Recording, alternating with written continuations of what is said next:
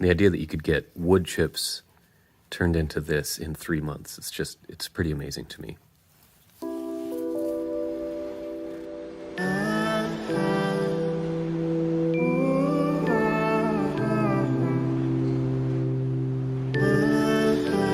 Welcome back.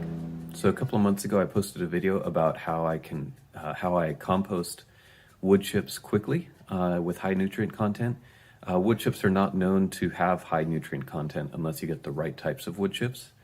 If you get wood chips from the center of a tree, that's basically just going to be a whole bunch of carbon, hydrogen, oxygen. It's not going to have a whole lot of nutrients, right? All the molybdenum and the nitrogen and the all the good stuff that the micronutrients that your soil needs, the iron, the sulfur, all that good stuff, that's found in the growing tips of the plant. Wood chips, if you get them from the center of a tree, it's just cellulose, hemicellulose. It's just a whole bunch of lignin, and it's just that stuff is just long chains of carbon, hydrogen, oxygen, things like that. They're not super healthy for the soil. So if you compost wood chips, first of all, it takes a long time. And second of all, what you get when all is said and done is not even that good of compost. And so I described in this video a couple of months ago a technique that I kind of stumbled on a couple of years ago, where you can compost wood chips quickly, but they'll also have high nutrient content. Basically, I just used wood chips as a deep bedding for my chicken brooder, my chick brooder, and they produce a whole lot of waste. So all that waste, all that manure goes into the wood chips, and then that's a really hot source of nitrogen that will help break the wood chips down very quickly. And all that manure and everything that's in there will give you lots of nutrients. And so the wood chips form sort of a bedding. The wood chips form sort of the bulk mass. And then you get all that manure mixed in there that will basically provide all that nice nutrition for the soil. And in addition to that, I also add biochar, which with the chickens, it helps reduce the smell. It absorbs a lot of the volatile nitrogen and ammonia and all that. And then in the compost, it'll get all that manure sucked into it, and it'll hold all those nutrients long-term in the soil.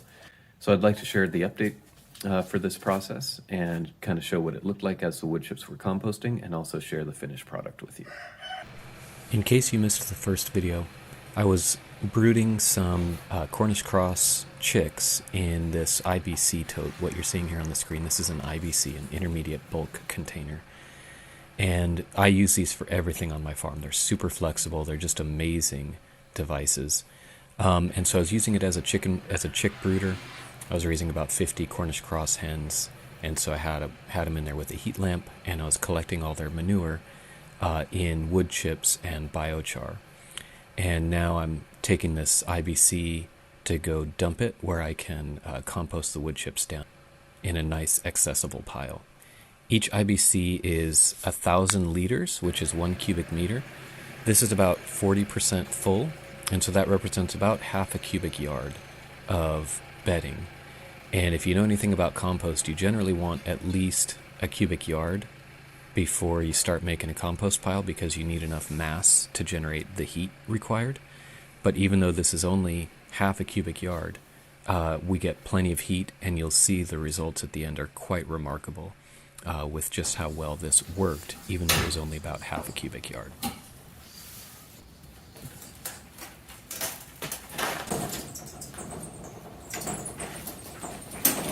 So this is after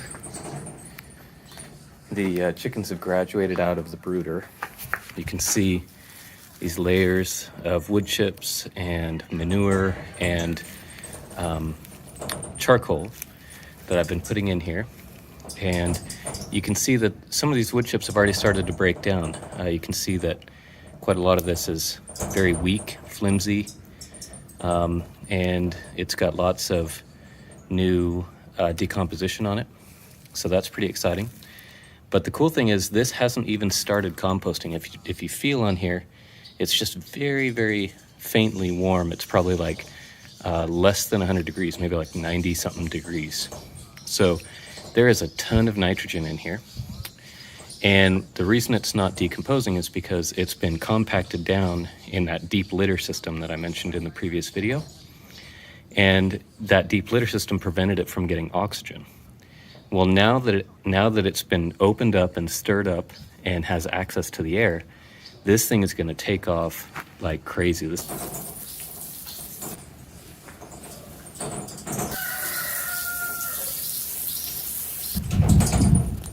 Okay, so I'm reaching my hand in right now, and it feels cool to the touch. Literally feels up to be about in the 60s or 70s. So now I'm going to take its starting temperature. Let me dig down about 10 centimeters. 70.5, depends on where you point it. So we'll call it 70. Okay, so it's about 9:30, the day that I poured out this bin and aerated it. In centimeters. Check in there. And yeah, we're up to 75, 76. Okay, it's the next morning. And let's dig in a little bit. It's about 10 centimeters like we did last night.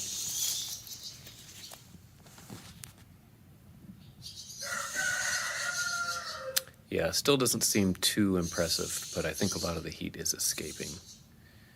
So about 90, 89. Oh yeah, there's a good amount of steam there.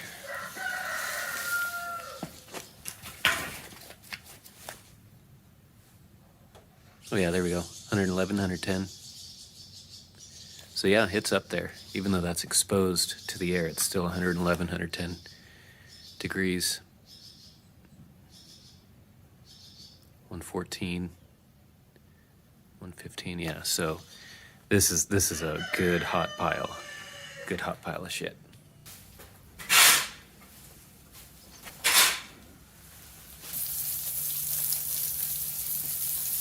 Okay. 117, 112, 111, 119.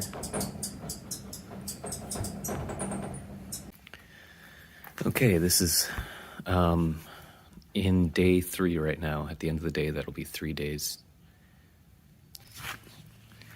Tons of steam, and there's 113, 115, 105, 116. See here all the cooking that's going on of the wood chips.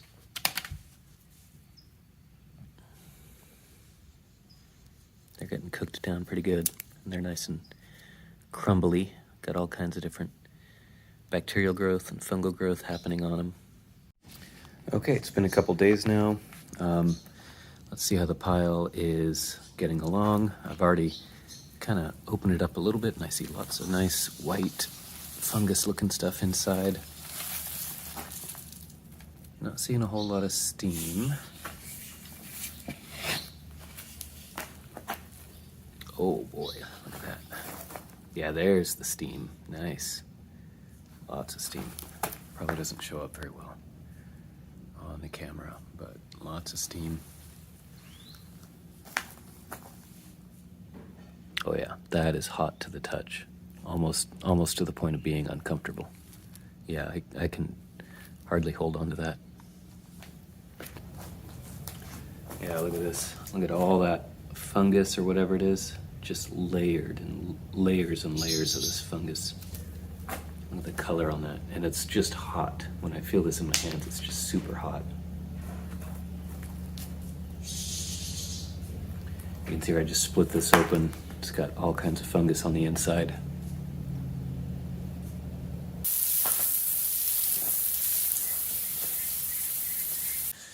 Well, I've lost track of which day it is since I started this compost pile, but it's turned out just the way I expected. Really, really nice hot pile. Even though it's small, this is significantly less than a cubic yard. But it's nice and hot, and like you can see this wood here literally just crumbling to bits because it's so soft from all the heat and moisture. You can see the central part of the pile has its nice white region here, tons of fungal activity and actinomycetes, and yeah. I dug a little deeper in the pile and you can see this lovely stuff. I'm not even sure. I guess it's fungus, probably fungus. Happens. It's been about a week if I had to estimate how long it's been. It's been about a week, and to get this level of decomposition in a week is pretty remarkable. You can see the heat coming off of it. tons of steam coming off of there. So this is where things stand now. This is a couple weeks after I've done the composting of the mushrooms. Sorry, composting of the wood chips. And you can see, so I've let the pile be static now for about a week or so. No, that's not true. About 3 or 4 days since I turned it last. And you can see we've got tons of fungal growth, which is pretty exciting. Got tons of inky cap mushrooms popping up all over the place. And I think I'm just going to let it kind of exist the way it is now. Basically, the governing idea, the governing principle is that it went through this hot composting phase, broke down the wood chips to where they're nice and soft. Mycelium, the mushrooms, will be able to get in there and just rip apart all that wood. It's already been softened and broken down by the heat, the hot composting process. And then the mushrooms will be able to get in there and just rip apart all those lignins and cellulose and all that and break it down extremely quickly now, because this is just, the wood chips have been opened up by that hot composting process. So that's where we are. And yeah, I love these mushrooms here. I'm just going to let this hang out for several weeks. Okay, so this is a couple of months later, and when you look at this pile, you may not be that impressed with this composting method, but as we dig into the pile, I think you'll start to see kind of a different story. First thing I want to point out is that even these larger wood chips that you're seeing out here are relatively well broken down. They're flimsy, they're crumbly, they're weak, and so even though they look big and chunky and everything, they're actually relatively well broken down. And then you'll notice as we start digging into the pile,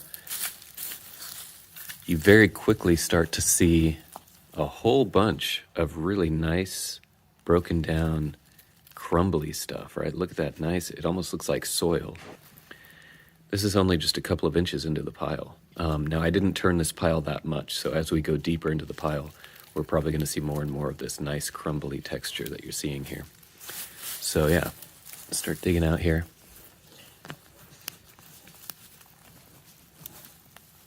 Yeah, oh my goodness, it's beautiful. Look at that, this is just so soft and crumbly, and it's just full of that composted chicken manure. Sorry, my dog came to visit. It's just full of that composted chicken manure. Yeah, see that piece of wood just literally just crumbled to nothing. That's a rock there. Do you mind? Do you mind? You're so funny. What a sweetie. What a sweetie. Okay, so I've turned the light on the camera to try and pick up the color. The color on this compost is really, really beautiful. Just a nice chocolatey brown. Just a nice chocolatey brown color.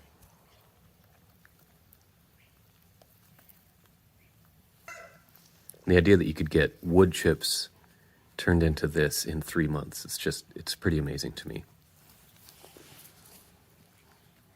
So I hope that was helpful to see the finished product, and I hope it gives you some ideas on things you could do on your own place.